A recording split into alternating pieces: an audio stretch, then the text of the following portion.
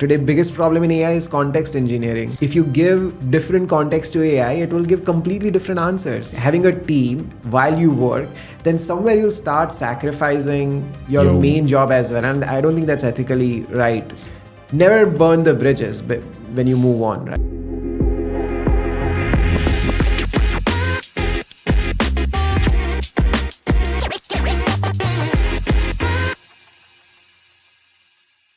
For your 15 years working around the world, what are some of the things that you think you learn that are really important? It's all about people.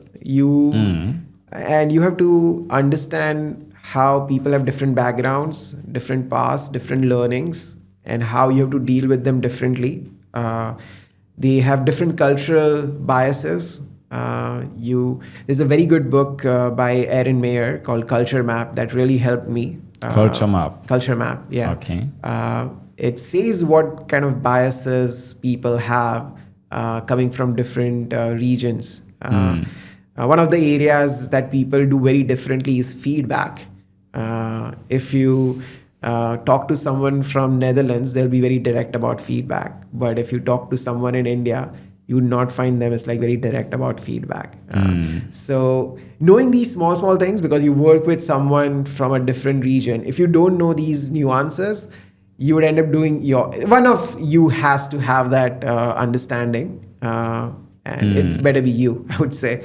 So understanding the biases, the backgrounds, and how it impacts behaviors, the expectations, will definitely help you collaborate much better with people around the world. That's interesting. Yeah, AI is definitely going to make it very easy to overcome language barriers. I think we are not that far from a place where we can have a conversation in completely different languages, but I'm hearing in the language that I want and you are hearing in the language that you want.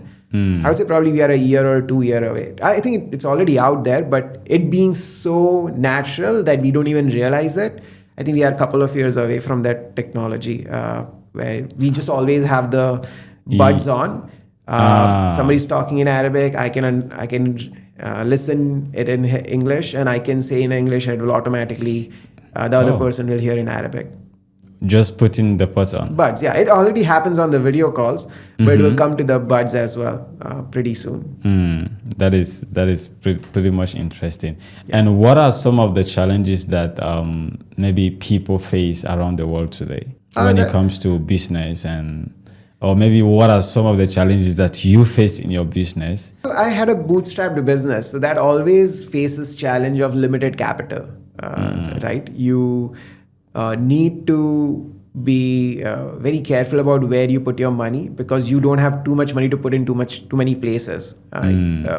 Someone who's funded will have 10 bets to do. A bootstrap business may have like 2 or 3 bets to do.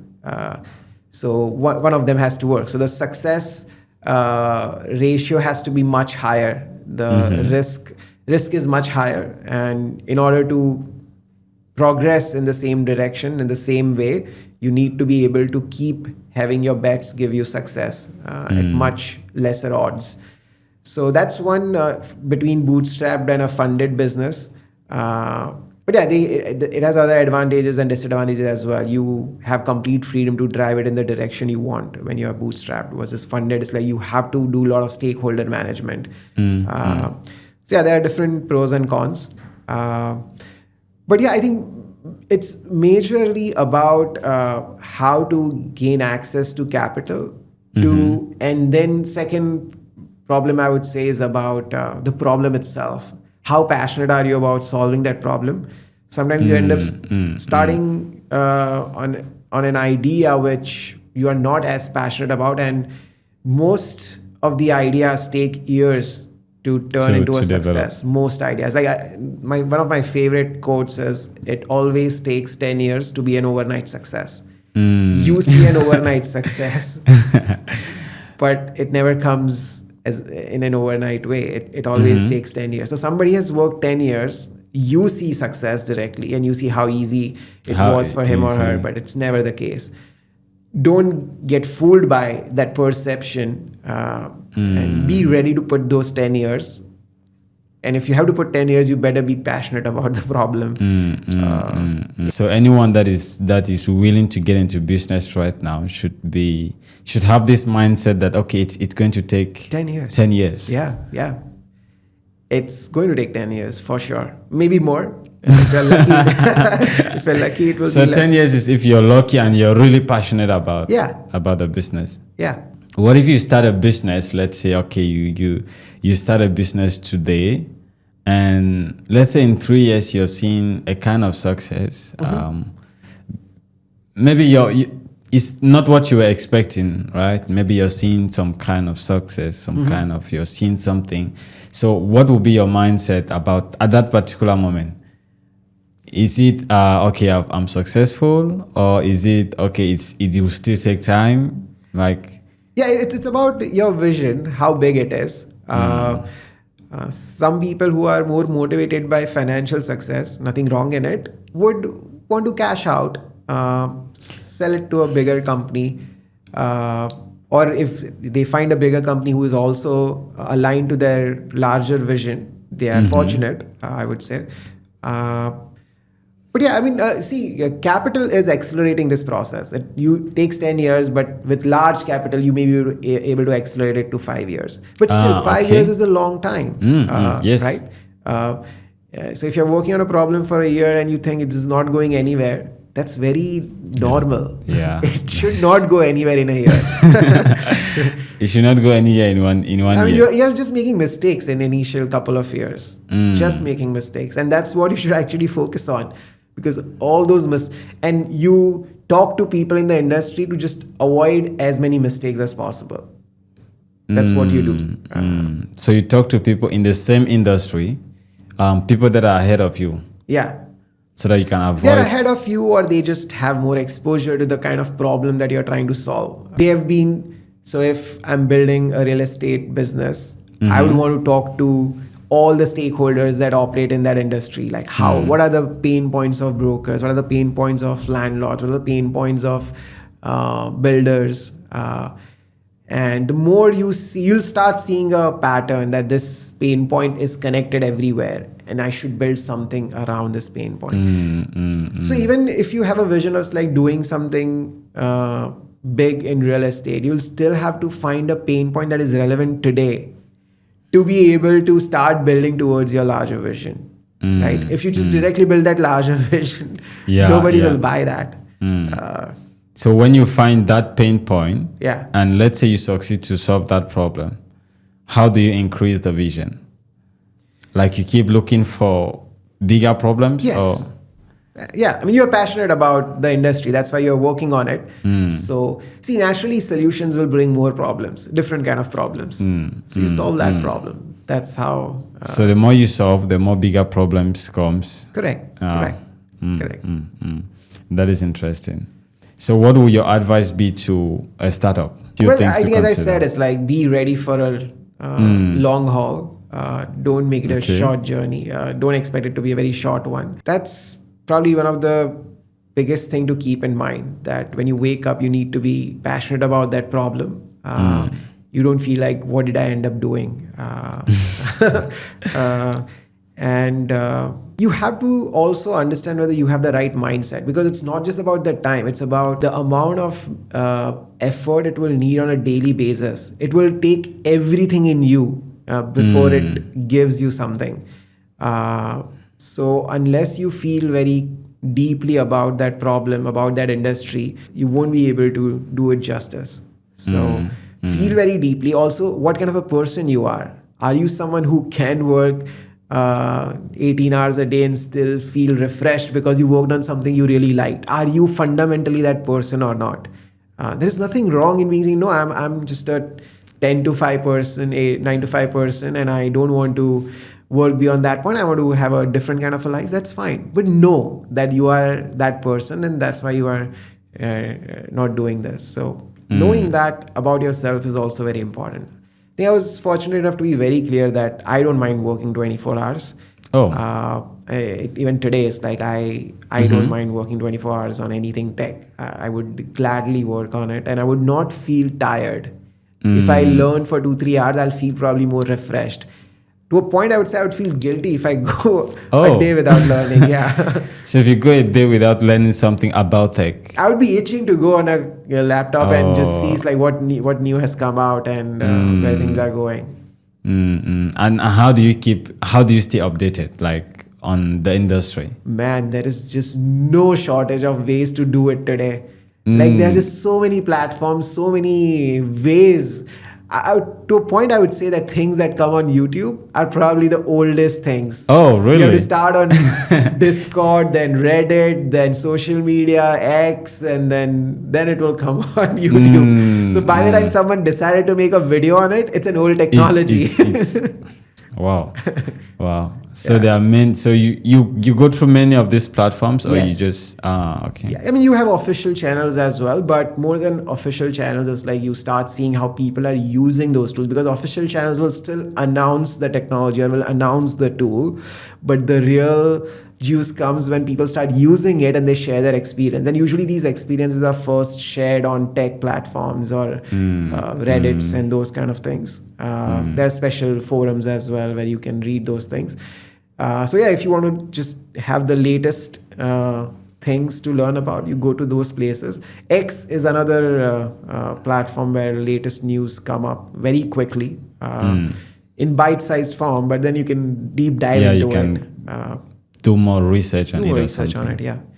Yeah, I mean, how much research you want to do is completely up to you. There is no end to it. Like today, if you start learning AI, you can go deep down to it's like how the foundational model is trained. It will blow your mind. It will, but yeah, if you want to go there, go till that point. And you can learn that from AI itself. You can, exactly. You can. That's the beauty of it. But yeah, I mean, everybody does not have to go till that point. Even if you focus on applications, the tools and how they apply to your life, whether personal or work, that's also good enough exploration to do. That is interesting. Now, you were mentioning something earlier, so I just want to get your understanding on this. Let's say someone is this kind of person that, okay, I don't want to do 18 hours work a day, but still they want to start a business. Yeah. What would your advice be? Can they outsource the business to AI? Okay, let's say they can build an AI team and outsource part of the work to them, and they can just do their 5 hours, 8 hours work. Would that be something possible? I would say yes, it's going to be possible. But to build an AI team that works for you in a way that nobody else's AI is working for you, I think you'll have to work 18 hours a day. So it will again, this is all about acceleration. It doesn't change the fundamental way things work, right? To build that, if you build something in a day and you expect that you will be able to somebody else can build that in a day too, and you're out of business the next day, right? Oh, yeah. So you can't create competitive advantage in few days or few months. I would say you have to work for years, and yeah, so these days it's like there are a lot of AI companies, right? You will see a lot of parallel companies doing the same thing. Not every company will survive. I'm not saying they're all not doing hard work, but it's just the longer someone does hard work and the better they do in sales, capturing the market, they'll survive. So it's not just about creating an AI team and just saying it will help you out with your personal brand for sure. But you have business to put is a in the different work. thing. Business is about, personal brand is a completely different business model. I would say if you look at business, but an actual business is where it's like somebody's paying you for something, a product or a service, and they're paying you because they think what you have is best in what they have to give. So if somebody's giving you money, it's like they expect that kind of service or product, and for that you will have to work. That is interesting. So how do entrepreneurs think this way? Like, how do they stay ahead in this generation that is very competitive, where everyone can, you're trying to build maybe you spend 1 year doing something and someone is more experienced than you and they do that same thing in a month. Yeah. And someone else is more experienced with more money, they do that same thing in a week. Yeah. So how do you stay ahead in this generation? Yeah, I don't think I have an easy answer to that. That happens. And I think that's probably the reason why they say work on something you love. Because if you lose, you'll probably at least not regret it because you worked on something you loved. So it's possible. But that experience will stay with you. It will help you in the next challenge for sure. Nobody can take away what you learned in creating that thing for a year before it died, and eventually you will create something that is big enough that you're proud of. That's all I can say. That's why you have to enjoy the journey and take those lessons to the next one, which you will, I'm pretty sure. That will stay with you. So first of all, the mindset that anyone should have is, first of all, okay, I'm happy doing this. Yeah. And I really want to do it. Yeah. And one thing that I also want to mention is, like you mentioned, business model. So I was doing a little bit of research this few weeks ago about entrepreneurship, like how do you start a business or something. And so it was a Udemy course, and it was all about entrepreneurship. And they were mentioning this guy was mentioning three types of businesses. One is maybe a side business where you're working and then you decide, okay, I want to start a business somewhere. And the other one is, he mentioned a luxury business where you say, okay, I need this standard of living and my money is not enough. So I'm starting a business to meet up with this standard of living. So that's like a luxury business or something. Then the last one he mentioned was startup, which is probably the most riskiest one. Because I mean, you put in everything, you put in all your energy, you put Correct. in like with these types of businesses, where would you say someone that is can someone be a startup and still do something at the side? Like can you work? Yeah. You're doing your job. Yeah. Because I think one of the greatest risks that someone would take is quitting their job. True. To start a business because you're not sure that it will work. True. So can you do your work and still start a company? Yeah. 100%. I mean, that's how I started it. That is how you started. I mean, it's not like a jacket started one day out of nowhere. Oh. I was coming after my job and still I had 3-4 hours of work left in me because I was so passionate about it. So I would just come home and I would work for another 3-4 hours for my own personal learnings and things, and that definitely. So you had a team at aside? No, I did not have a team at that point. I was just working in my personal capacity. And I would say if you've reached a point where you want to have a team, then I think you have reached a point where you can quit your job and just focus on that. So in your personal capacity, you can take the rest. Because see, after a point, if you end up having a team while you work, then somewhere you'll start sacrificing your main job as well. And I don't think that's ethically right for you to do. If you do it for like just a month, it's like in a transition period, that's fine. But otherwise, you want to make sure never burn the bridges when you move on, right? So you want to make sure that employer is paying you for your 8-9 hours of effort. Don't cheat on that. Just be honest to that. And if you're putting so much effort on the side, then eventually it will start getting compromised. So don't put yourself in a position where somebody on the business on your main job will have to question you. Are you focused here? Like, are you with me here? Don't put yourself in that position. But what if you're looking forward to get into a business that needs you? It's not like you're working on. It's not like after your work, maybe after your work, you still go on your laptop. Maybe your business is more physical, more technical.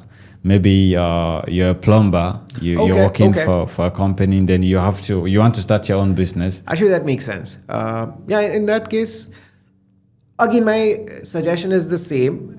Probably the team part was not up to the mark, but the goal is the same, that you keep the boundaries. You make sure that you don't sacrifice your responsibilities in your main job, and you grow the other thing. With the moment it starts sacrificing your main responsibilities, you either take the risk or scale down your side hustle. Because you don't want to start your new business on a wrong foundation.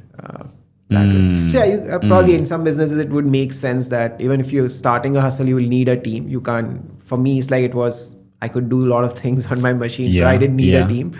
But that's possible. So yeah, that what you're saying makes sense. But again, that part of making sure that you remain committed to the responsibilities that are given at your main job, and then you have a side hustle. And honestly, if you are really passionate about your side hustle, then nobody will have to tell you. Even after doing 9 hours of work, you'll be passionate about that, and you'll still do it. Right. I mean, that is interesting. What advice will you give to someone that wants to start a business today, like in this very much AI-driven generation? Don't get lost in the process. I would say. I mean, some people are just okay. Let me register a business. Let me do this administrative things and have a plan first, or just do the research. Research doesn't require a business. Research about what your users. That's the hardest problem, and AI is going to make it harder. See, AI is going to make it much more easier to build things. But what will you build? That question is going to get harder. Right? What kind of business you will build? If you can think, okay, AI can help me make this business much faster, there are 10 other people who are going to do the same. What's your next step? Think about that as well. So think 10 steps. Thinking about those things does not require a business license. Have those things clear. If you are someone who likes to put it on the paper, have it written on the paper. Get it vetted by someone who's actually running a business. People are very much willing to help. Something I think I did not do enough, that I didn't ask for enough help from the industry. I definitely observed people and learned from it, but I did not ask for explicit help. But I think people are very, very helping. They want to help, especially those who have accomplished. They want to help. They want to contribute. So reach out to them. If they see genuine effort in what you're trying to do, they will help. You don't have to reach out by just open-ended questions. How do I make this business work? Nobody will help you that way. You have to ask for help in a very specific way, that I see you have done this. This is my plan and this is my problem. Specifically, I don't know how to handle this problem in my business. What would you advise? They will answer. It doesn't matter. I mean, you can reach out to CEO of biggest companies and I'm sure they'll respond. I mean, you can write to most of the people on X. And they are responding there. So, So your advice to someone is they should first of all have a clear plan of what kind of business they really want to build. If it works, what does it look like? If it doesn't work, what does it look like? Yeah. I mean, you should ideally have a negative scenario as well. Right? It's more likely you will end up in a negative scenario first before it ends up in a positive scenario. So you need to have two plans. One of how it would work perfectly and one of how it wouldn't work. Yeah, I mean, if you are an adventurous kind, have A, B, C, D, 4 plans if possible. Because even if you have 10 plans, it will not go as per any of those plans. I can guarantee you that. So you have to be ready that whichever plans you create, it's not going to go as per that. But the more plans you create, the more ideas you already have in your head on how to handle things. Why do you think it will not go as per planning? And if it will not go as per planning, why plan in the first place? I think just to have less of an impulsive action and more of a constructive action on what would you do if this happens. So to prepare for that, to prepare for contingencies. If you are going to run out of capital, you might as well think about how will I raise, who will I convince, who will I talk to today instead of after 3 months, right? So, and it's impossible for us to take into account every possible factor that will impact how things will go. It's just impossible. That's life. It's impossible, right? Even AI is not able to do it, right? I mean, today biggest problem in AI is context engineering. You are not, if you give different context to AI, it will give completely different answers. If you ask a problem and then if you say, this is my business, now this is my problem, the answer will be completely different. Right? So you need to be very specific. You need to be specific. And when you're creating a plan, you'll take into account 100 variables, but there will be 101 one variable that you haven't taken into account, Yeah. which will change the plan. So planning would just help you to maybe to strategize. Maybe if Yeah. something goes To like keep you this. ready. I thought every company that does well, they had a specific plan of, okay, I want to build this company, and Yeah. this is They this, do, but I think it's more about comparing how far they are from the initial plan to measure that where they ended up is why you plan. You'll not end up there, but whether you ended up in a better place or a worse place, and now which plan makes sense to correct or to even go further higher. Do you think maybe in your own business, do you think there will be a certain point where you will want to, maybe I want to turn this business around, or maybe from tech you want to turn it into something else, maybe bigger but completely different? So we build our own products, to be honest. We are a services company, but we have our own products as well. So we have many companies within a company which is working on specific problems. We collaborate with domain experts. Now it's even more easier for any person who has worked in a business, in a traditional business, like non-tech business, for 15, 20 years, to now build, and they know the gaps, they know the problems where they exist. They don't have to do the research. They've been doing research for 15 years. Yeah. So we partner with those people who have deep expertise into a domain, into a business. We become that whole and soul tech partner, and we build a product together. We take it to the market together.